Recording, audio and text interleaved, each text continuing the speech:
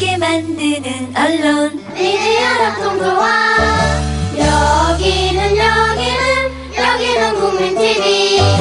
함께 만드는 언론 미디어 협동조합. 여기는 국민TV. 입니다.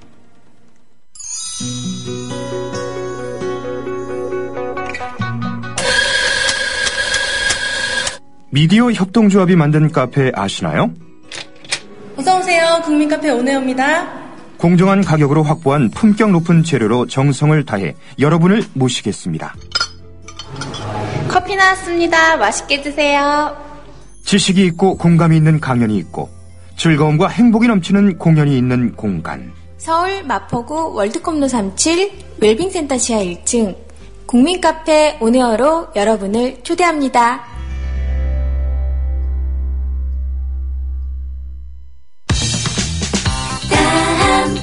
만드는 국민 라디오 함께 만드는 희망 미디어 협동조합 국민 라디오입니다. 곧 10시가 되겠습니다. 국민 라디오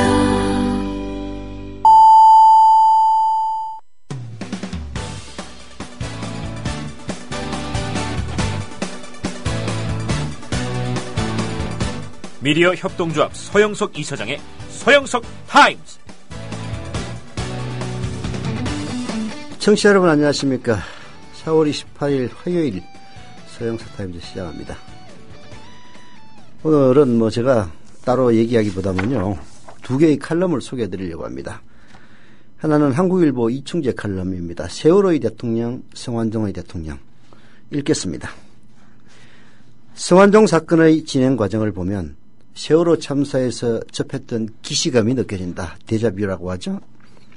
사건 발생 원인이나 수습 과정, 대통령의 행태 등에서 유사점이 드러난다.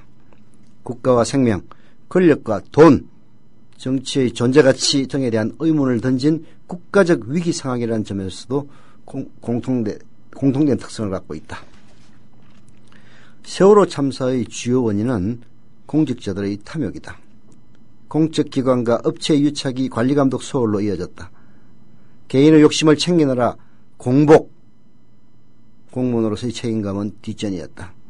성완종 사태에 연루된 정권 실세들에게도 공적 의식은 찾아볼 수 없었다. 지도층이 갖춰야 될 도덕성이나 품위 따위는 애초 기대조차 하기 어려웠다.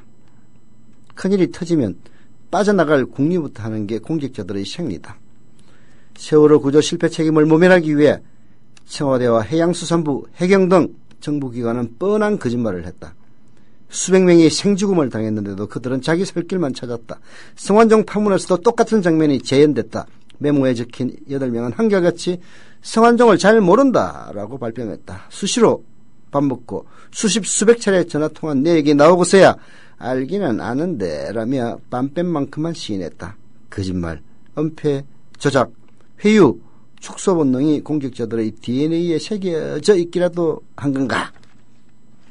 지금 제가 읽고 있는 것은 한국일보 이충재 논설위원회의 오늘자 칼럼 세월호의 대통령, 성완종의 대통령입니다. 계속 읽겠습니다. 궁지에 몰린 정권을 구하기 위한 행태도 판에 박은 듯하다. 세월호 수사에서 검찰은 유병헌을 돼지머리로 삼아서 정권에 쏠린 비판을 돌리는데 일조했다. 세월호 진상규명 요구는 경제주의와 동일시됐고 유가족들은 자식을 볼모로 떼돈을 벌려는 무리로 폐마됐다. 성완종 리스트 수사를 물타기 하려는 정권의 노력은 눈물겹다. 난데없는 특별사면 논란을 들고 나와 순식간에 진흙탕 싸움으로 만들어버렸다. 법무부 장관은 정치권 전반으로의 수사 확대를 노골적으로 공언하고 있다. 더 두드러진 공통점. 바로 이 부분이 이충재 논설위원이 쓴 칼럼의 앞권입니다. 세월호의 대통령, 성완종의 대통령. 더 두드러진 공통점은 박근혜 대통령의 무책임한 태도다. 이 두 개의 국가적 지안 안에서 대통령의 존재는 미미했다. 세월호 1년 동안 대통령 역할에 대한 기억 별로 남아있지 않다. 여론의 못 이겨 눈물 한 방울 떨군 것 이외에는 제대로 사과조차 하지 않았다. 한 번만 만나달라는 유가족들이 간절한 요구를 매정하게 뿌리쳤다. 일찍이 되는 날에는 형식적으로 팽목항을 잠시 들렀다. 해외로 떠났다. 성완종 리스트가 공개된 날 박 대통령은 철저히 수사하라는 의례적인 말만 대변인을 시켜 내보냈다. 한 나라를 이끄는 지도자 그룹이 두루 비리에 연루된 것은 역대 정권에서도 없었던 일이다. 이거 중요한 일입니다. 이 정권 들어서서 청와대 대통령 비서실장 3명이 있었습니다. 허태열, 김기춘, 이병기. 현재 비서실장은 이병기입니다. 전현직 비서실장의 이름이 다 성완종 메모에 적혀 있습니다. 한 나라를 이끄는 현재의 지도자 그룹이 이처럼 두루 비리에 연루된 것은 역대 정권에서도 없었던 일입니다. 측근들의 부정부패로 나라가 소용돌이 치는데도 한마디 사과도 없다. 이들이 받은 돈의 용처가 자신의 대선 자금과 경선 자금인데도 말이다. 국민에게 고개를 숙이기는커녕 정치개혁, 사회개혁을 내세우며 엉뚱한 곳으로 화살을 돌릴 생각만 하고 있다. 대통령은 빠지고 여야 전체를 뭉뚱그려 구태로 몰아붙이자는 게 정치개혁이고 사회개혁은 국민들이 딴 생각을 하지 못하게 윽박지르는 의도가 아니는가. 청와대 앞에 천막당사를 쳐도 시원찮은 판국에 마치 남의 일인 것처럼 치부하니 국민의 억장이 무너지지 않을 수 없는 것이다. 국민들은 연이어 터지는 국가위기 사태로 트라우마에 시달리고 있다. 무능하고 탐욕스러운 지도층에 나라를 맡겨도 되는 것인지, 대통령이 무사히 임기를 마칠 수 있을 것인지, 이러다가 대한민국이 침몰하는 것은 아닌지 불안감을 감추지 못한다. 국민이 자신의 생업보다도 대통령과 정부와 국가를 더 걱정하는 지금의 상황 너무나 비정상적이다. 대통령은 국민들의 트라우마를 치유할 책임이 있다. 박 대통령은 순방기간 과로로 주사와 링거를 맞으며 무리한 일정을 소화했다고 한다. 무리한 일정 소화하더라고요. 패션쇼 다니시고 K-팝 동호회 회장들 만나고 참 바쁘시더라고요. 안타깝지만 국내 상황은 링거만으로 안 되는 빈사 상태에 놓여 있다. 박 대통령은 이 난국을 어떻게 수습할지 답해야 한다. 국민 앞에서 석고대죄를 해서라도 상처를 어루만져 줘야 한다.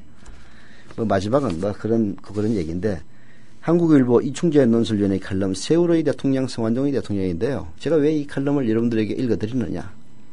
세월호 참사 때 대처했던 박근혜 대통령의 비겁함, 그리고 성완종 사태를 맞이하는 박근혜 대통령의 비겁함 너무나 닮아있기 때문입니다. 세월호 참사 때는 7시간의 비밀을 감추기 위해서 그렇게 나머지 모든 사람들을 박대하고 홀대하고 압박하고 그랬습니다. 이번 성완종 메모 파문에서는 그 성완종의 자금이 박근혜의 경선 자금과 대선 자금으로 흘러들었다는 사실을 차단하기 위해서 이러는 것 아닙니까? 또 하나 더 소개해드리겠습니다. 한겨레신문 곽병찬 대기자의 현장 칼럼 창, 재보선 참사를 기억하자라는 오늘자 1면에 있는 칼럼인데요. 억장이 무너지지만은 이 칼럼 소개해드리겠습니다. 왜 억장이 무너지느냐고 하느냐면은, 이런 정권인데도 여론조사하면은 새누리당이 1위로 나온 데가 많습니다. 도대체 어떻게 된 나라인 건지. 제가 제 잘 아는 60대입니다. 아줌마예요. 얘기를 지난 대선 때 문재인 찍었다고 떠들고 다니는 아줌마입니다. 그 아줌마를 한 몇 달 만에 우연히 길 가다가 봤는데 나보고 그러더라고요. 세월호 유가족들 너무한 거 아니야? 그래서 뭐가요? 그랬더니 아니 8억이나 준다는데 그럼 그 정도면 됐지. 천안함 때는 1원도 안 줬다는데. 억장이 무너졌습니다. 그래서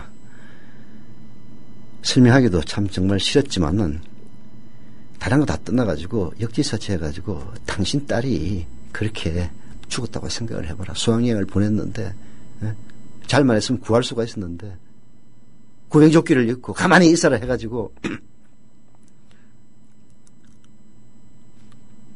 그래서 이제 와가지고 돈 8억 줄 테니까 입 다물고 있으라고 그러면 입 다물고 있겠냐고 물어봤더니 아무 소리를 못 하더라고요.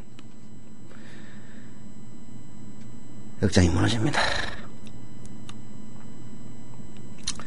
그래서 곽병찬 대기자의 현장 칼럼 창 재보선 참사를 기억하자를 여러분들에게 낭독해드리겠습니다. 제 얘기가 아닙니다. 가해자가 가해자를 조사하고 피의자가 피의자를 수사하도록 한 해양수산부의 세월호 특별법 시행령안이 30일 정부 차관에 의해 상정된다고 합니다. 29일 치러지는 재보궐선거 결과가 확정되는 날입니다. 이 정권이 기대하는 대로 새누리당이 또 승리할 경우 이 안은 대통령령으로 확정될 겁니다.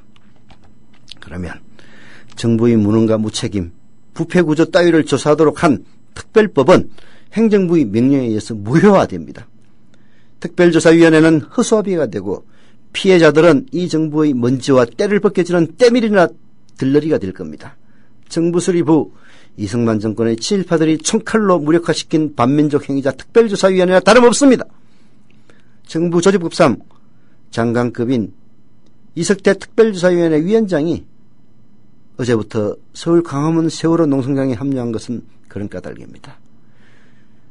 이석태 세월 특별조사위원회 위원장 제 인사가 아니에요. 현재 정부 조직법상 장관급의 예우를 받는 특별조사위원회 위원장입니다. 그런 위원장이 대통령이 임명했습니다. 박근혜가 임명했습니다. 그 위원장이 서울 광화문에 세월의 농성장에 합류한 것은 바로 그런 까닭입니다. 박근혜 대통령에게 시행령안의 처리를 요구하면서 1일까지 기다렸다고 합니다. 그 이후 사태 알 수가 없습니다. 아마 29일 재보궐선거에서 한나라당이 이기는 결과가 나오는 30일이 되면은 해양수산부가 셀프 조사를 하는, 해양수산부가 이번 세월호 참사에서 가장 책임을 무겁게 져야 될 정부 부처입니다. 그 정부 부처에서 파견한 공무원이 기획조직실장을 맡아가지고 세월호 특별조사위원회를 좌지우지하는 그런 시행령안이 확정될 겁니다. 학생 250명을 포함해 국민 304명이 정부가 방치한 가운데 죽거나 실종된 참사가 일어나고 1년이 지났지만 이 나라는 아직도 이 모양 이 꼴입니다. 이렇게 폐륜의 반인륜적 상황에 이런 것은 지난해 730 재보궐선거에서 집권 새누리당이 완성한 결과였습니다. 유권자가 세월호 선장과 다를 바 없이 무책임했던 대통령의 눈물이나 씻어주고 이 정권의 태만에 면죄부를 줬다고 생각했으니 이 정부는 언론, 인륜도 정의도 신의도 지킬 필요가 없었던 겁니다. 이후 그들은 싱글싱글 웃으면서 거짓말이나 늘어놓고 피해자를 조롱하고 유족과 시민을 이간질하려 했습니다. 대통령의 의지라고 볼 수밖에 없는 해수부의 시행령안은 이런 폐륜의 결정판입니다. 이 나라의 더 큰 고질병은 그 책임을 온전히 이 정권에 물을 수 없다는 데 있습니다. 야당은 존재했지만 그런 정권을 견제하고 따지고 바로잡고 나아가 국민과 함께 심판하지 못했습니다. 오히려 더할 수 없는 무능과 탐욕에 눈이 멀어서 정권에는 꽃가마를 대령하고 희생자 가족들을 가시밭길로 내몰았습니다.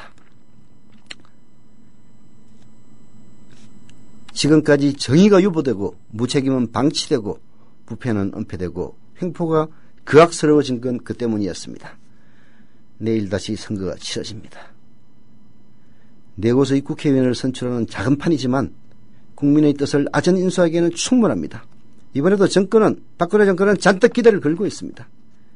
세월호 참사를 둘러싼 반인륜 말고도 청와대를 난장판으로 만든 내시들, 상시들의 막장 권력 투쟁, 대통령의 선거자금과 정권 핵심들의 총체적 부패 스캔들 따위를 또 묻어버릴 수 있는 절호의 찬스가 될 것으로 기대하고 있기 때문입니다. 특히 이들을 고무시키는 건 선거판에 뛰어든 야당의 고물 정치인들입니다.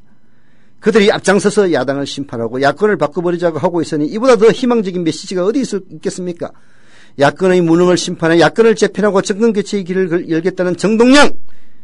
호남정치 부활해야 합니다. 야권 재편 이번이 마지막 기회입니다라고 주장하는 천정배! 박근혜 대통령에게는 천군만마과도 같은 지원군입니다. 무엇으로 이들의 은혜에 보답할 수 있겠습니까? 이들의 주장이 진심이었다면 730 재보선에서 야권이 완패했을 때 했어야 했습니다. 그때는 엉거주춤 물러서 있다가 저희들에게 배지를 안겨줄 것만 같은 선거구에서 재보선이 열리게 되자 뽀시래기 제사를 뜯어먹듯이 저를 낳아준 것을 향해 저주를 퍼붓습니다. 새누리당의 트로이 목마라고 한들 누가 나무랄 수 있겠습니까? 그들의 눈에는 1년째 가시밭길을 걸어온 세월호 희생자 가족들의 바람은 안중에도 없습니다. 그들이 또 걷게 될 가시밭길 생각도 하지 않습니다. 지금의 새정치민주연합 지도부는 지난해 재보선 이후 새로 구성됐습니다. 믿음지는 않다 하더라도 제 역량을 펼쳐보일 기회는 주어져야 합니다. 특히 앞서 이 당을 책임졌던 자들이라면 최소한 한 번쯤 미랄이 되어 이들의 노력에 힘을 보태야 했습니다. 뒤에서 흔드는 건 그 뒤에 해도 늦지 않습니다. 게다가 고작 네 곳에서 치러지는 선거에 뛰어들어 야권 심판, 야권 교체를 떠벌리고 있으니 야권 전체가 도의도 신의도 없는 집단으로 매도되게끔 유도하는 꼴입니다. 지난 주말에도 광화문 광장에서는 추도문화제가 열렸습니다. 가족회의회 등 참석자들은 변함없이 세월호 특별법 대통령령 폐기를 촉구하며 세월호 인양의 염원을 촛불로 그린 세월호 리본에 담았습니다. 그러나 그 촛불은 또 재보선의 바람 앞에서 흔들리고 있습니다. 집권 세력의 트로이 목마가 되어버린 한때 야당 지도자들 천정배, 정동영 이들로 말미암은 것이니 가슴이 더욱 허합니다. 수구 정권에는 또 다른 수구 세력이 필요합니다. 남쪽의 썩은 수구 정권에는 북쪽의 60년째 이어지는 수구 정권이 필요했습니다. 독재자에겐 독재자가 필요합니다. 그래야 독재의 정당성을 강변할 수가 있습니다. 지역주의자들도 마찬가지입니다. 이들은 서로 으르렁대지만 이들이 실제로 협박하는 건 애꿎은 시민들입니다. 차별과 억압에 시달리는 약자들입니다. 참사의 희생자들입니다. 야당 지도자들의 추락을 안타까워할 일은 아니지만 그들 때문에 또 망각을 강요받을 세월호 참사가 고통스럽습니다. 주 기자님, 지난 주말에 콘도 다녀왔는데 진짜 좋았대. 주 기자님은 콘도 회원권도 갖고 있나 봐요? 부럽다. 이번에 회원권 114 거래소에 의뢰해서 싸게 구입했다는데? 콘도 회원권은 비싸지 않아요? 회원권인데? 근데 이 콘도 회원권이라고 다 비싼 게 아닌가 봐. 회원권 114에 알아보니까 종류도 많고 다양한 상품들 엄청 많던데? 그러면 우리도 봄 여행 한번 알아볼까요? 콘도는 회원권 114에서 구입하고요. 02-544-6114번 02-544-6114번 회원권 114는 인터넷과 모바일 앱에서도 검색할 수 있습니다. 콘도 회원권 거래는 회원권 114 02-544-6114번으로 바로 전화해보세요. 지상철 조합원 신청 광고입니다. 강화대교 앞에서 개념 부부가 만드는 개념 곰탕 연지연 곰탕. 연지연이란 가마솥의 장작불로 온종일 구워내는 곰탕을 서로 나누어 이어지는 인연이란 뜻입니다. 연지연 곰탕이 민주주의를 열망하는 조합원 여러분과 국민의 건강을 책임지겠습니다. 곰탕 포장 판매는 한 팩 800g에 7,000원이며 7팩 이상은 무료 배송으로 드립니다. 연지연 곰탕은 강화대교 입구에 위치해 있습니다. 단체 주문 예약 및 포장 주문 전화번호는 010-7252-1114, 010-7252-1114, 031-989-9968. 조합원 단체 예약은 10% 할인해드립니다.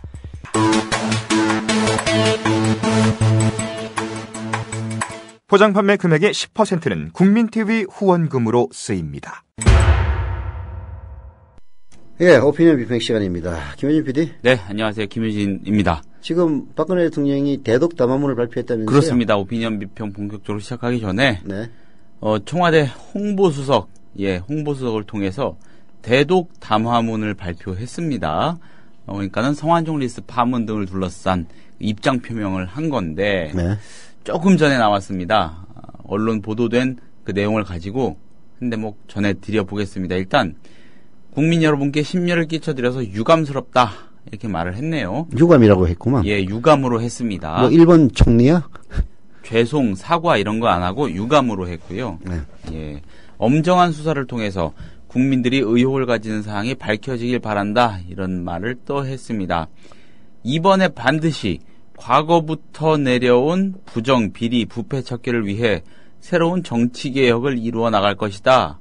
진실규명에 도움이 된다면 이미 밝혔듯이 특검도 수용할 것이다. 이렇게 말을 했는데 글쎄요. 특검 수용은 뭐 이런 시점에서는 당연히 해야 되는 거고 여기에 근데 많은 언론은 또 여기에 방점을 찍어가지고 대문짝만하게 대통령이 특검을 수용하겠다고 했다.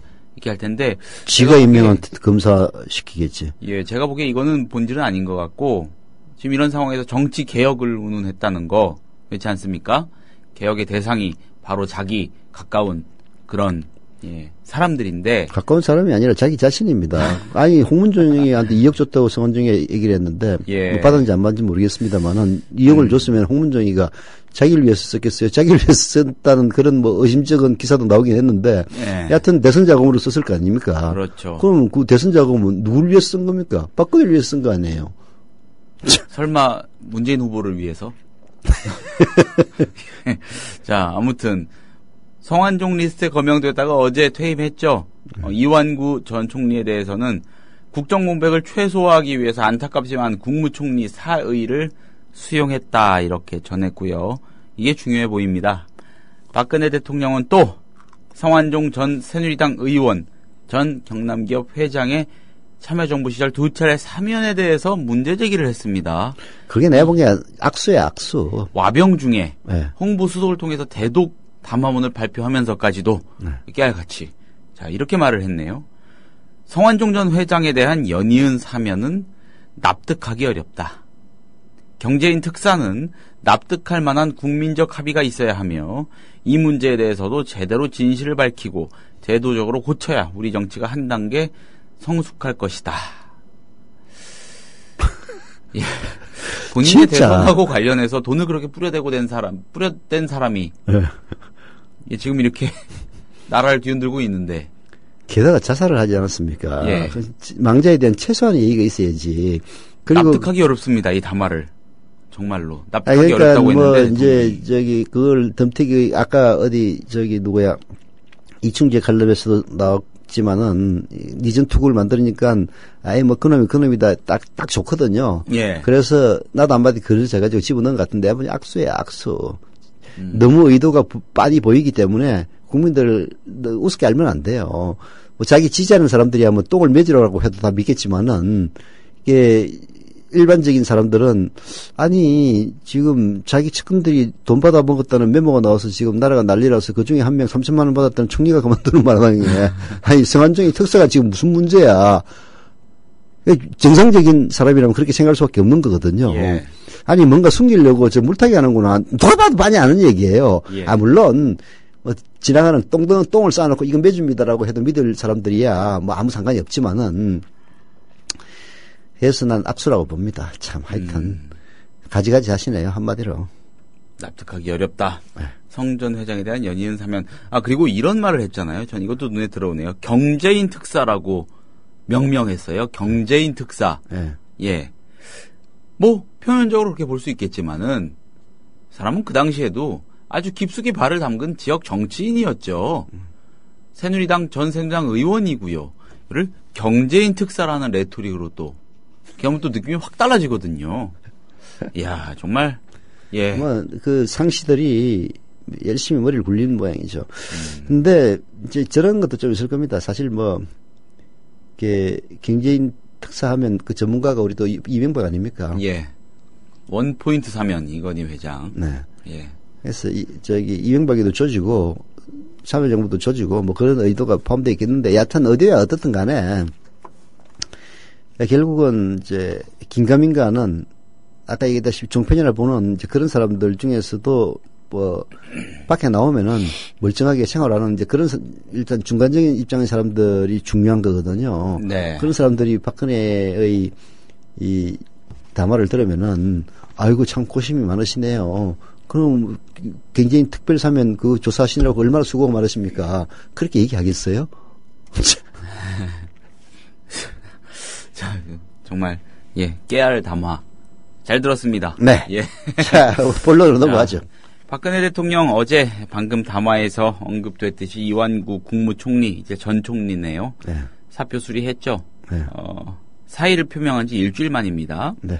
부정부패 문제로 이 총리가 취임 70일 만에 낙마함에 따라서 출범은 2년밖에 안 된 2년 조금 넘었습니다. 이 정부에서 6번째로 총리를 찾아야 하는 기막힌 광경이 벌어지게 됐습니다. 총리 부재로 최경환 경제부총리가 총리직을 대행하는 비정상적인 국정 운영도 최소 한 달 이상 이어질 수밖에 없는 상황입니다. 그렇죠. 한 달은 좋게 넘어가겠죠. 아무리 빨리 물색한다 해도요. 박 대통령은 이 총리의 사표를 수리하면서 가타부타 아무런 입장을 내놓지 않았었는데 조금 전에 내놓은 거네요. 이완구 사태로 빚어진 나라의 혼란과 국정의 난맥에 대해 임명권자로서 응당 사과부터 했어야 마땅한데 그저 유감이라고 하고 성완종 두 차례 사면이 납득하기 어렵다. 예. 나는 박근혜의 담화가 납득하기 어렵다, 진짜. 예, 납득하기 어렵습니다. 자, 경향신문 사설 한번 보겠습니다. 후임 총리, 수첩과 진영에서 벗어나 물색해야, 예. 뭐 이런 원칙적인 얘기, 이 경향신문인들 이런 거를 읊어대고 싶겠습니까마는 그래도 할 얘기는 해야 되지 않을까라는 생각에서 쓴 것 같습니다.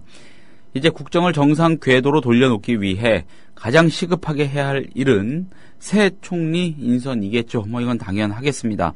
거듭된 총리 인사 실패가 낡은 수첩에 얽매여 네 사람을 고집해 도덕성 기준을 무시, 간과하면서 빚어졌음을 기억하라고 박근혜 대통령에게 촉구하고 있는데 글쎄요. 방금 전에 나온 담화문의 어떤 결을 보면은 예, 기억을 할지 안 할지 잘 모르겠습니다. 만일 이번에도 총리 후보자가 도덕성에 걸려 국회 인사청문 과정에서 진퇴 논란에 휩싸이고 낙마지경에 몰리는 사태가 벌어지게 되면 박근혜 대통령은 심각한 레임덕에 직면할 수밖에 없습니다. 그렇다고 인사청문회 통과만을 우선해 현직 강요나 친박계 정치인 등을 물색하는 것은 또 다른 실패를 예비하는 길이기 십상입니다. 다분히 정치공학의 산물인 특정 지역 총리론도 마찬가지입니다. 예를 들자면 김무성 대표의 전라도 총리론 뭐 이런 거 아니겠습니까? 필요하다면 야권에도 총리 후보자 천거를 요청하는 등 발상의 전환도 불사해야 한다. 뭐 이런 얘기를 하고 있네요. 경향신문은요. 네. 예. 할 말이 없습니다. 예. 네. 참. 아이고. 납득하기 어렵다. 글쎄요.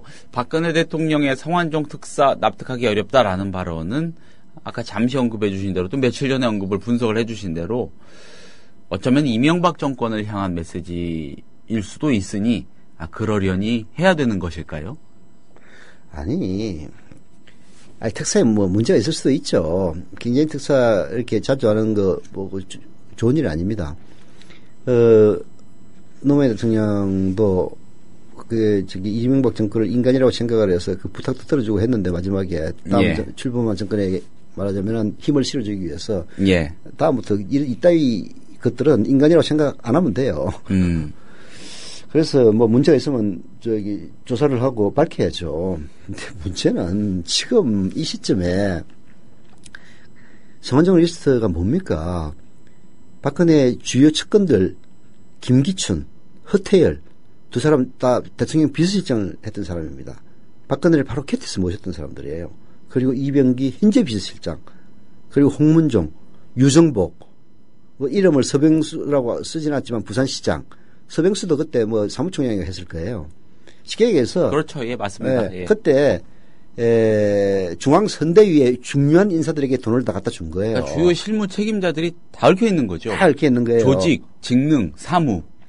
그 돈을 받아가지고 이게 일정 액수 이상은 못 받게 돼 있으니까 당연히 회계 처리 안 했을 것 아닙니까? 이거는 선거법 위반입니다. 정치자금법 위반이에요. 그리고 심지어는 그 돈을 제대로 썼는지도 규명이 돼야 될 일이에요. 왜냐하면 횡령할 수도 있는 거거든.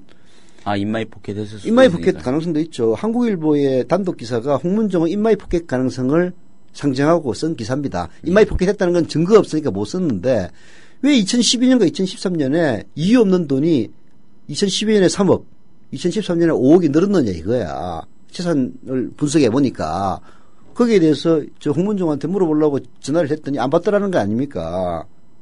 그거는 규명이 안 됐기 때문에 그것 자체가 횡령의 증거가 될 수는 없어요. 그러나 수상한 대목인 건 사실입니다. 이게 수상하지 않게 하려면은 홍문종 씨가 자기 재산이 그렇게 늘어난 것을 성명하면 되는 거예요. 그래서 이건 수사가 필요한 대목입니다. 게다가 이 사람들이 누굽니까? 박근혜 대통령 최측근들 아닙니까? 이 나라의 지도부 아닙니까? 이건 어마어마한 스캔들이에요. 이런 스캔들이 났으면은 당연히 그 사람들을 데리고 쓰면서 대통령까지 해먹은 박근혜 대통령, 정말 죄송하다. 이건 뭐 유감 정도가 아니라 정말 국민들에게 머리 숙여 사죄드린다. 제가 사람들을 제대로 못 챙겨가지고 이런 일이 벌어졌고, 내가 정치개혁 얘기를 하면서 정치개혁이 돼야 될 바로 그 당사자들을 데리고 지금까지 이랬다는 얘기밖에 안 되니까 진짜 미안하다. 이렇게 얘기해 정상인 거거든요. 뭐에 대해서는 유감이다. 한마디 넘어가고 그리고 이 새끼가 왜 사면받은지 수상하다. 이따위가 이건 국민을 우습게 알아도 진짜 그냥 의의가 없어서 말이 안 나올 지경이에요. 지금 성완종 전 회장 사면 얘기를 갖고 붙잡고 늘어지는 논리를 유추하자면 너무 간명하죠. 일단 이렇습니다. 박근혜 대통령이 전심으로 의지에 맞지 않던 바로 그 사람 김기춘, 초대 비서실장 허태열, 현 비서실장 이병기. 그러니까 글쎄요. 대통령에게 비서실장이라는 것의 의미는 굳이 강조하지 않아도 되겠죠. 이 모든 사람. 지난 대선에서 캠프의 허리 역할, 중추 역할을 맡아가지고 대선을 사실상 끌고 간 그 복심들, 그 사람 전원 다 등등등등등이 수천만 원에서 수억 원씩 다 받은 지금 혐의가 의혹이 불거져 나온 상황입니다. 그런 상황인데 성완종 사면 논란으로 이렇게 뭔가 해보려고 한다는 것은 결국 논리적으로 따지자면은 야 참여정부에서 이 사람 사면만 안 시켜줬어도 이 네 사람들이 그렇게 돈을 받는 일이 없었을 거 아니냐 이런 논리잖아요. 그렇게밖에 더 어떻게 이해합니까? 참 진짜 당신들 때문에 이 사람이 기고만장해가지고 우리 쪽 사람들한테 돈을 그렇게 가져다 뿌린 거 아니냐. 이 당신 책임이다. 그런 어이없는 논리가 어디 있습니까? 아니 그렇게밖에 이해가 안 돼. 다르게 설명이 됩니까? 저는 아무리 다르게 생각을 하려고 해도 결국 그 논리잖아요. 그렇죠. 그런 말이 안 되는 얘기인데 그렇게 말을 하고 있다고 저는 읽히기 때문에 말씀을 참 드려본 겁니다. 예, 그렇게밖에 이해가 안 되니. 바꿔가지고 역지사지하면 이제 분명히 드러나는 건데 예를 들어서 노무현 대통령이 그 주변에 있었던 유시민 장관부터 시작해가지고 그러네요. 그렇게 예를 드니까 다 네, 몇 억씩 받아먹었다고 생각해 보십시오. 그러면은 유시민 장관한테 미안합니다. 이름을 금명해서 받지도 않은 사람에게 예를 들어서 역지사지해가지고 그렇다 보십시오. 지금 조선일보, 동아일보, 중앙일보가 그냥 물 만난 고기처럼 아마 1년부터 36년까지 전부 그걸로 도배를 할 겁니다. 그리고 기자를 한 수백 명 파견해가지고 일거수일투족 콧대가리를 후볐습니다. 침을 뱉었습니다. 저거 경범죄처벌법 위반 아닙니까? 하면서 종편에서는 떠들어댔을 겁니다. 정신 차리십시오. 우리 국민들 진짜 정신 차려야 됩니다. 이런데 그래서 요즘은 이런 나라에 희망이 없다라는 생각이 요즘 점점 하고 있어요. 그래서 솔직히 얘기해서 젊은 애들 기회 들어가지고 핀란드로 이민 가겠다는 사람들을 충분히 이해를 해요. 나도 들 돈만 있으면은 기회 넣어가지고 핀란드나 덴마크로 이민 갔으면 싶은 생각이 이민계 이만큼 올라옵니다. 그래도 어찌겠습니까? 이 땅을 떠날 수 없는 게 이 땅에서 태어난 사람들이 죄 아닙니까? 원죄 아닙니까? 그래서 정신 차려야 된다는 이야기입니다. 예. 정신 차려야 돼요. 납득이 안 간다는 박근혜 대통령. 예. 납득이 안 간다는데 어떻게 하겠습니까? 그런 줄 알아야죠. 아유, 참, 진짜, 김홍신이가, 물론 그때 DJ한테 그 얘기 했을 거예요. DJ라고 지칭하지는 않았지만, 그것 때문에 한나라당 있을 때 김홍신이가 그 작가라고 표현은 잘하더라고. 주둥아리를 갖다 재봉틀로 깨매고 싶다는 그런 얘기 했잖아요. 예. 그래가지고 그때 난리가 났었는데, 김홍신의 심정은 이해가 돼. 그 대상은 김홍신이가 제대로 받는지는 잘 모르겠지만은, 진짜 눈앞에서 엉뚱한 소리 낯가리고 있으면서 뻔뻔스러운 사람도 있으면은 진짜 저 주둥아리 재봉틀로 쪼르륵 했으면 좋겠다는 생각이 들더라니까요. 그런 심정입니다. 자, 알겠습니다. 자, 다음 투표로 가보겠습니다. 네. 세월호 참사 진상규명 위한 세월호 특별법 국회를 통과한 게요. 참사 발생 이후 6개월도 더 지난 지난해 11월 7일이었습니다. 다시 떠올려 보시니까 정말로 그렇구나 하시는 분들 6개월 계실 동안 겁니다. 세월호 특별조사위원회 못 만들게 하기 위해서 온갖 그렇죠. 수작을 부리고 또 부리다가 도저히 안 되니까 일단 만들어지긴 한 거죠. 예의 합의로 만들어졌죠. 예. 세월호 참사 특별조사위원회 특조위죠. 이 조직 활동 등 세부 내용을 규정하는 시행령안, 바로 지금 문제가 되고 있는 것이죠. 시행령안은 그로부터 5달 가까이 흐른 지난 3월 27일에야 입법 예고됐습니다. 그나마 유가족과 특조위가 도저히 받아들일 수 없는 내용이어서 철회 요구가 빗발쳤죠. 정부의 버티기로 또 한 달이 갔습니다. 급기야 이석태 특조위원장이 박근혜 대통령의 결단을 촉구하면서 어제 서울 광화문 광장에서 농성에 들어갔습니다. 이것이 바로 세월호 특조, 세월호 진상규명 작업의 현재 스코어라고 할 수가 있는 것이겠죠. 이석태 특별조사위원장은요. 네. 정부 조직급상에 존재하는 특별조사위원회, 법에 의해서 만들어진 특별조사위원회의 위원장이고요. 아까 제가 설명했습니다마는 장관급 예우를 받는 사람입니다. 예.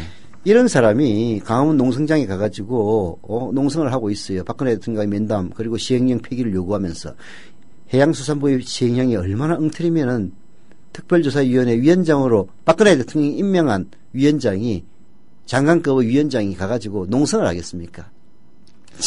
누구의 말대로 이것도 납득이 안 가는 상황입니다.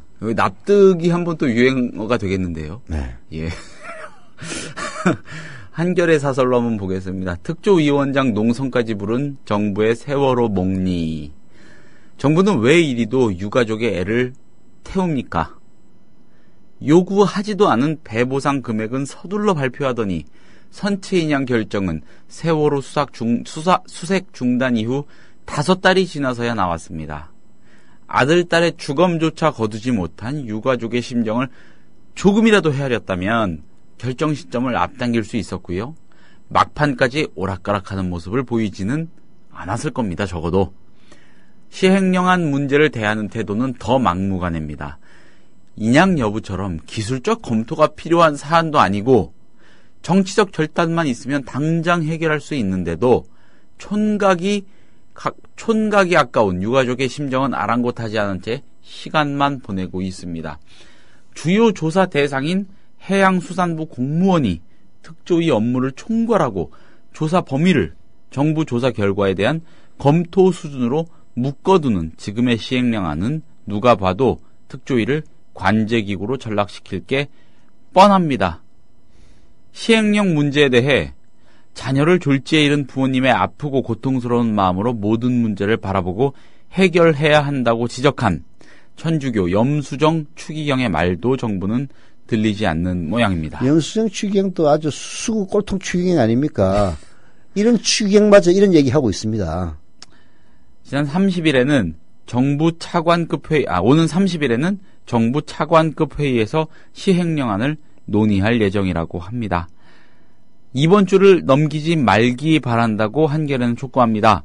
박 대통령의 결단은 한시라도 빠를수록 좋습니다.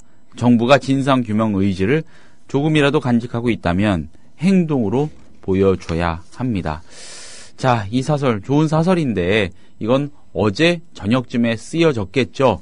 오늘 박근혜 대통령의 납득할 수 없다는 담화를 봤다면 이 한겨레 논설위원이 열받았겠지. 이런 기대 어린 글을 쓰지는 않았을 겁니다. 근데 이게 말이에요. 곽평상 기자가 진짜 현상 칼럼 잘 썼어. 예.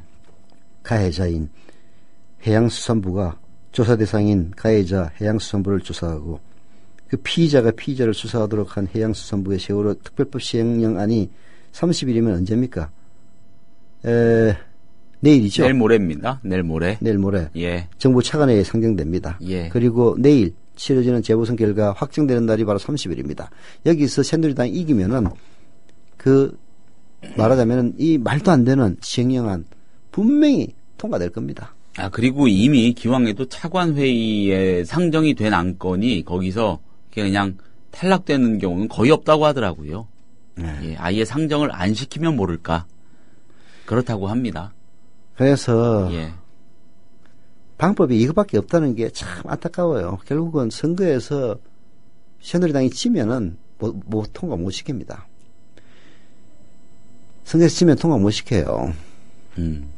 선거에서 이기면은 100% 통과시킬 겁니다. 작년 730 재보선에서 새누리당이 이긴 게 이 모든 파행과 퇴행의 주요 원인이었습니다. 아니 국민들도 좀 너무 심하지 않습니까? 지 아들이, 지 딸이, 지 손자가, 지 손녀가 그렇게 죽었다고 생각해보면은 금방 답이 나온 일인데 자기 일 아니라고 생존주의에 매몰되어 있다는 그런 칼럼도 어디선가 내가 봤는데 대한민국은 말하자면은 세상이 어떻게 되든 말든 내만 살면 된다라는 그런 것 때문에 이렇게 나라가 엉망진창이었다는 이야기인데요. 내만 살려다가 다 되집니다. 몇 차례 말씀드렸습니다만은, 글쎄요, 청와대, 정부 여당이, 어떻게 이렇게 할 수 있나라고 참 저도 궁금한데, 답은 거기에 있는 것 같습니다. 이렇게 해도 다 뽑히고, 당선되고, 선거에 이기니까 그러겠죠. 모르겠습니다. 참, 다음 토픽으로 넘어가기 전에 잠시 전하는 말씀 좀 듣고 오겠습니다. 미디어 협동조합이 벌이는 싸움은 단번에 끝나는 단거리 달리기가 아니라 마라톤입니다. 반만 년 동안 기승을 부려온 기득권 논리, 또 기회주의가 어찌 일거에 숙청되겠습니까? 인내심과 지구력을 갖고 천천히 또박또박 그리고 신랄하게 헤쳐나가야 합니다.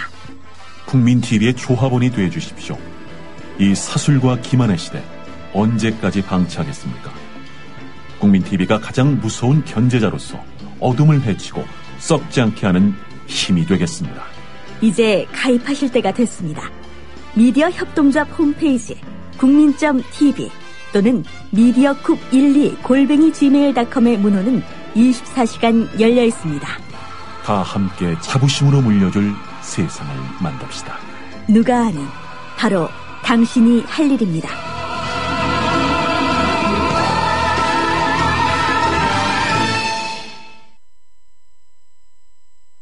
자, 다음 토픽 가보겠습니다. 조희연 서울시 교육감. 사실 이게 성완종 리스트 파문이 아니었다면 굉장히 큰 이슈였을 텐데, 어쨌든, 진행되고 있습니다.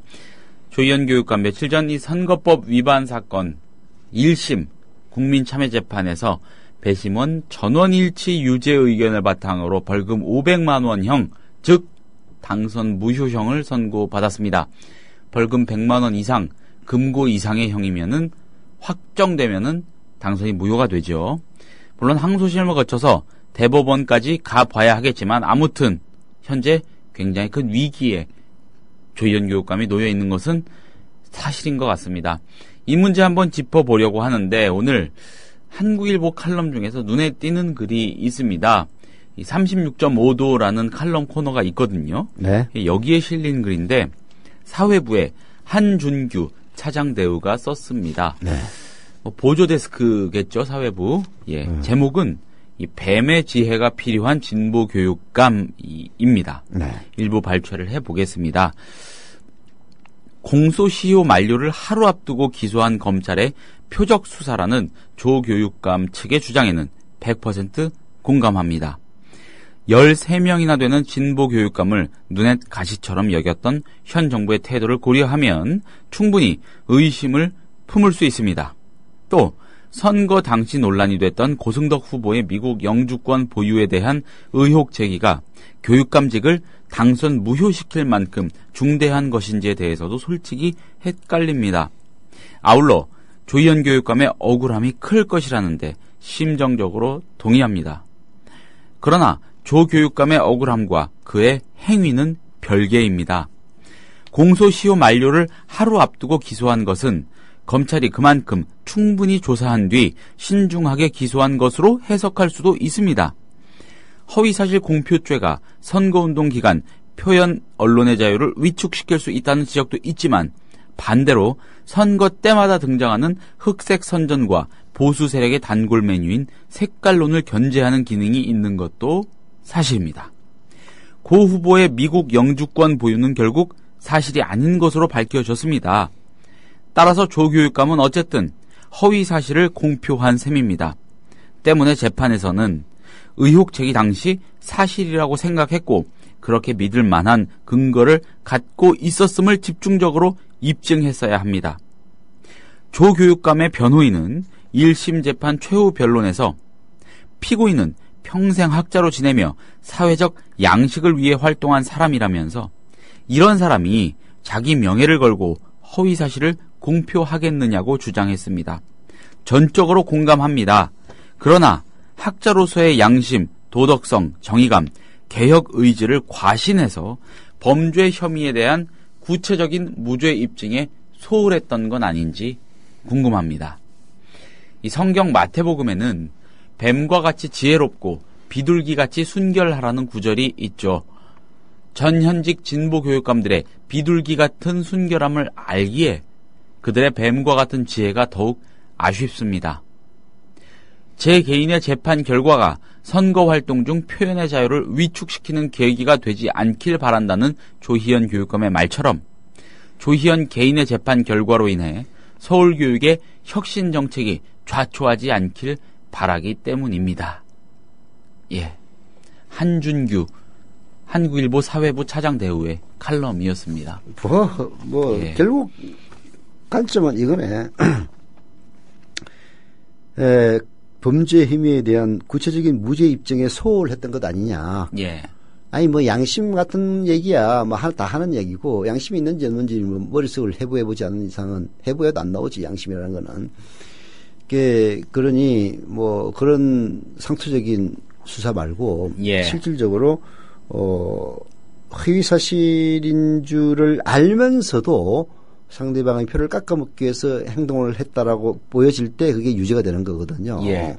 그래서 그게 아니라는 점을 집중적으로 인식시킬 필요가 있는데 이 얘기는 맞는 것 같습니다. 왜냐하면은 이게 국민참여재판이었고 국민참여재판의 배심원 전원이 유죄 의견을 냈다는 사실은 결국은 배심원들을 설득시키는데 실패했다는 얘기거든요. 그렇죠. 흔치 않은 경우라고 하더라고요. 네. 전원이 만장일치로 특정 의견을 내는 게 내가 변호인이었으면 이렇게 했을 겁니다. 집중적으로 그것이 그 허위 사실이라는 사실을 알게 되면서부터는 절대 그 얘기를 하지 않았다.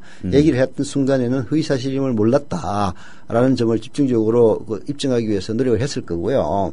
그리고 검찰이 기소한 그 죄목이 이게 나도 처음 듣는 얘기인데 선거법상 허위 사실 공표에 대해서는 양형 기준 자체가 벌금 500만 원 이상이라면서요. 예. 최소가. 유죄인 순간 이거는 무조건 교육감직을 상실해야 되는 겁니다.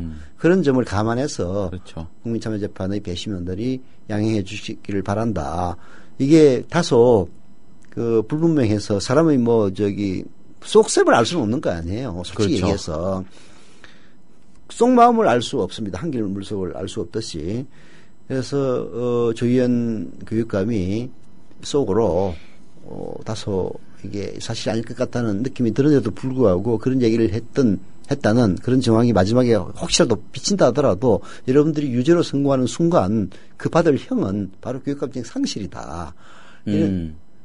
쉽게 얘기해서 유무죄를 우리가 할 때 그 죄도 정도가 있는 법인데 배심원들은 이건 뭐 죄는 죄지만은 그러나 굳이 죄라고 처벌할 필요까지 있는 죄는 아니다라고 생각하는 사람이 유죄라고 쓰는 순간 그건 이미 이 교육감직에 대해서는 사형 선고라도 내리는 건 다름없다. 그렇죠. 이런 점을 집중적으로 부각을 시켰다면은 그렇게 배심원들이 저는 유죄의 표를 던지는 그런 일은 저는 없지 않았을까 하는 생각이 들고요.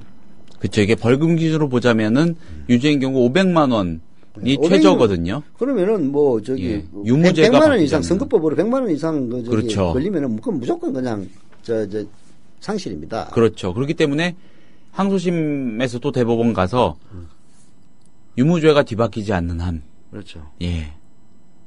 그러니까 벌금 80만 원을 때릴 수가 없는 거야. 그렇죠. 아무리 참작을 해도 불가능하니까. 제가 보기에는 선고유예가 가장 적절한 벌인 것 같아요. 이런 데 대해서는. 선고유예. 네. 예. 선고유예가 제일 적절한 벌입니다. 이게 이제 그 조희연 교육감이 막판에 고성득이가 나 아니라고 주장했는데도 그 얘기를 계속 한 정황이 보여요. 예. 근데 상대방이 아니라고 했다고 해서 그게 진실된 증거라고 볼 수는 없는 거거든요. 예를 들어서 여권을 갖다가 보여줘가지고 아닙니다라고 한다든지 그렇다면 증거가 있는 거니까 그 다음은 접었겠지. 기자회견을 통해서 나 아니다라고 했는데도 계속 떠돌아다녔다. 그런 거 아니냐. 이렇게 이런 논리가 통한 것 같은데 그걸 이제 제대로 잘 설득을 해서 아니 상대방이 아니라고 얘기하면은 그러면 그 혐의를 다 벗겨지는 것이냐. 그건 아니다고 본다. 그래서 더 얘기하다가 그 이후에 나오는 증거들을 보니까 아니라고 생각해서 접은 것이다. 이렇게 설득을 했어야 되는데 이런 기자 칼럼까지 나오는 걸 보니까 그런 설득이 좀 부족했던. 조희연 교육감의 변호인들이 한마디로 삽질 좀 했네요. 아니, 오죽했으면 기자가 이런 얘기를 하겠어. 아니, 저기 착한 건 다 아는데, 배심원들이 있는데 착하다는 걸 입증을 해야지. 입증 제대로 못한 것 아니냐. 예. 그 얘기 안 해요. 그래서 양심적인 사람, 평생 올곧은 학자로 살아온 사람 이런 얘기해서 뭐하냐. 아는데 그렇지. 뭐하냐. 그런 얘기해서. 아니, 여차여차해가지고 나 그때 이런 얘기할 때는 그 사실이 허위사실이라는 사실을 전혀 인지 못했다. 이걸 입증을 해야지. 그렇죠. 그 그러니까 부분이 소홀했다는 얘기네. 이사장님 말씀을 한 토막 요약을 해보자면은, 그러니까 좀 뭐라고 해야 될까요? 그러니까 본인 스스로도 좀 아니다 싶은 대목이 있다 손 치더라도, 그렇다면은 단죄를 받아야 된다면 받아야겠지만, 이것은 받는 즉시 자리가 날아가는 그런 성격이다. 그렇게까지 해야 되겠는지를 고려해달라 아예 대놓고, 뭐 이런 호소도 하면서 좀 입증에 노력을 했어야 되지 않느냐 이런 말씀으로. 예. 하여튼 뭐 2심에서는 이제 더 보강하고 잘 대응을 해서 뒤집도록 노력은 해야 되겠지만은 안타까운 일입니다. 근데 그 국민참여재판을 열기로 그 얻어냈을 때 있지 않습니까? 법원의 결정을 그거를 하나의 작은 승리로 여겼었거든요. 조희연 교육감 측은 그 자체로 좀 고무가 됐었고, 글쎄 뭐 많은 양식 있는 대중이 당시의 상황을 잘 헤아리고 분별을 해줄 것이다 이런 식으로 기대를 했는데, 참 이게 재판 과정이 언론에 많이 부각이 안 되는 그런 사이에 이런 식으로 진행이 되고 있었던 것이군요. 예. 그런데 모르겠습니다. 검찰이 공소시효가 만료되기 하루 전에 재판에 넘겼단 말이죠. 물론 여기 한준규 차장 대우는 이마저도 물론 의심해볼 여지는 있지만 그렇게 신중하게 조사를 한 결과였다고 하면 또 할 말 없는 거 아니냐 이렇게 지적을 합니다. 그럼에도 불구하고 검찰이 그 하루 남겨놓고 이렇게 기소를 한 거는 자연스러운 대목은 아닌 건 맞죠. 그렇죠. 손봐주기 위해서 한 거지. 근데 이거를 조사한 검사가 좀 유능한 검사였던 모양이지 뭐. 그리고 변호사들이 좀 삽질 대응을 하고 뭐 그런 것들이 어우러져 가지고 전혀 예기치 못했던 판결이 나오지 않았나라는 생각이 드는데요. 네. 제대로 대응을 해서 다시 뒤집을 수밖에 없죠. 뭐 그 외에 다른 방법이 있습니까? 다만 이제 이 일로 인해서 국민참여재판 없애자는 얘기는 좀 쏙 끼어 들어가겠네요. 그렇죠. 국민참여재판 문제가 많다는 지적이 끊이지 않았었죠. 보수 국민참여재판 문제 많다는 얘기 지금 입도 뻗고 안 하잖아. 만약에 국민참여재판에서 조희연 무죄로 나왔어요. 국민참여재판 꼭 필요한 것인가 별지랄을 다 했을 거야. 안 봐도 뻔하다. 진짜 나쁜 놈들이야 한마디로. 예. 자, 시간이 조금 애매하게 남는데요. 박근혜 대통령 그 대독 담화 얘기 조금만 더 해보겠습니다. 좀 더 업데이트. 지금 저희들이 스튜디오에 있어가지고 기사를 충분히 검토하고 들어온 게 아니지 않습니까? 지금 바로 이 자리에서 조금 더 업데이트된 기사를 한번 찾아봤는데 이런 얘기도 했습니다. 어떤 얘기도 했습니까? 지금 만연된 지연, 학연, 인맥의 정치 문화를 새 정치 문화로 바꾸고 켜켜이 쌓여온 적폐 청산을 위해 금품 문화가 과거부터 어떻게 만연되어 왔는지를 낱낱이 밝혀야 할 것이다. 그게 뭐 어렵겠습니까? 이거 비문 아닙니까? 뭔 소리인지 모르겠는데. 아무튼 박근혜 대통령 얘기하는 거 보면요. 누가 옛날에 그걸 그대로 받아 써놓은 거 보세요. 예. 이런 게 막 들어가가지고, 문장이 주어가 갑자기 사라지고, 목적어가 없어져 버리고, 스스로가 갑자기 중복이 되고, 그래가지고 무슨 말 하는지 몰라요. 그나마 이건 담화문이라도 원문이 있으니까. 그렇죠. 말을 이해는 하겠지만은, 박근혜 대통령도 참 보면은, 근데 여기서 지금 만연된 이 지연, 학연, 인맥의 정치 문화 이렇게 얘기를 했는데. 그것 때문에 대통령 사람이 바로 자기 자신 아니야? 성완종 전 새누리당 의원은요, 일각에서 아주 상당히 설득할 점이 있어 보이는 그런 주장이 많지 않습니까? 그러니까 초등학교 중퇴 한 사람이고 자수성가했습니다. 흔히 말하는 학맥, 혼맥 이런 거 없습니다. 그렇다 보니까는 오히려 역으로 더 그런 게 매달렸다는 분석이 참 많이 나오고 있는데, 글쎄요, 학연, 지연 이런 거, 뭐 지연 정도는 조금 생각해 볼 수 있겠네요. 지역 정치인이었으니까. 지금 현재의 정치판에 그런 것들이 있는 건 사실이죠. 사실이에요. 정치판만 그렇겠습니까? 대한민국 전체가 다 그렇지. 예. 근데 그런 거 고쳐야죠. 당연히 고쳐야 됩니다. 뭐 어느 집권자든지 그거 안 고친다고 얘기할 사람이 누가 있겠어요? 안 고친다고 그러면 미친놈이라고 그러지. 예. 근데 고치려고 하려면은 다 그 고칠 수 있는 정당한 명분이 있어야 되는 건데 하다못해 박정희처럼 뭐 총을 들고 쿠데타를 일으키든 그것도 명분은 되는 거예요. 예. 아니 박근혜 대통령은 선거로 당선된 사람은 맞습니다. 그러나 부정선거로 당선된 사람이에요. 그리고 이번 문제가 불거진 것이 바로 자기 주변에 있는 최측근들. 아니 박근혜 대통령은 그 십상시대를 빼놓고는 측근이라고 안 여기나? 진짜로? 마인드가 그렇게 돼 있는 거야? 제가 아까 서두에 담화 내용 일단 속보로 전하면서 박근혜 대통령의 주장대로라면 노무현 대통령이 사면만 안 시켰어도 이런 내 사람들이 돈을 받는 일은 없었지 않았겠느냐라는 주장을 마치 하는 것 같다고 말씀드렸더니 이사님께서 설마 그런 논리를 세우겠느냐는 식으로 이렇게 말씀을 하셨었잖아요. 여기 보니까 나와 있어요. 제가 한번 읽어드릴게요. 박근혜 대통령의 대독 워딩입니다. 성전 회장의 연이은 사면은 국민도 납득하기 어려울 뿐 아니라 법치를 훼손하고 궁극적으로 나라 경제도 어지럽히면서 결국 있어서는 안 될 일이 일어나는 계기가 됐다. 그러니까 그 사면이 이 파문의 계기란 얘기예요. 이렇게 얘기를 하지 않습니까? 진짜 참. 예. 그러니까 설마 조금 전까지도 한 30분 전까지 설마 하셨는데 예. 아니 정말 뭐 이렇게 얘기를 그 뻔뻔스럽게는 그 얼굴 꺾기는 그야말로 뭐 백치 한치 두치가 아니라 천치 만치 되는 인간들이니까 예. 그런 얘기를 할 수도 있겠죠. 근데 내가 보기에는 악수야. 악수다. 일단 내일 있을 재보선의 악수다. 악수입니다. 예. 뭐 재보선에 뭐 어떻게 결과가 나올지 모르겠습니다만은 그렇게 해가지고 또 박근혜가 또 큰 소리 칠 수 있게 새누리당 이긴다면은 그건 새누리당이나 이 정권에게도 더 큰 불행이 될 겁니다. 원래 이럴 때 작은 걸로 맞아가지고 어느 정도 좀 뭐 고쳐 나가야 이게 제대로 가는 건데 이번에 또 이겨버리면은 난 뭐 새누리당이 아주 독이 될 거라고 보는데요. 근데 중요한 거는 뭐 새누리당이 독이 되건 뭐 약이 되든 그걸 다 떠나가지고 이런 상황인데도 새누리당이 이긴다면은 참 진짜 이 나라에 희망이 있는가 그런 생각이 드는 거죠. 박근혜 대통령이 대독 담화를 발표를 했고요. 네. 예, 여기서 성완종 전 회장에 대한 2차례 사면 문제를 직접적으로 언급을 했습니다. 네. 예, 직접적으로 언급을 했고 납득이 안 된다. 예, 그리고 정치 개혁하자. 예, 싸잡아서 이렇게 아주 상대화된 시각으로 이 사안을 바라본다는 거를 입증을 와병중에 하셨습니다. 예, 이 소식을 전해드리면서 서영석 타임스 오늘은 여기까지 하겠습니다. 자, 들어주신 여러분 감사합니다.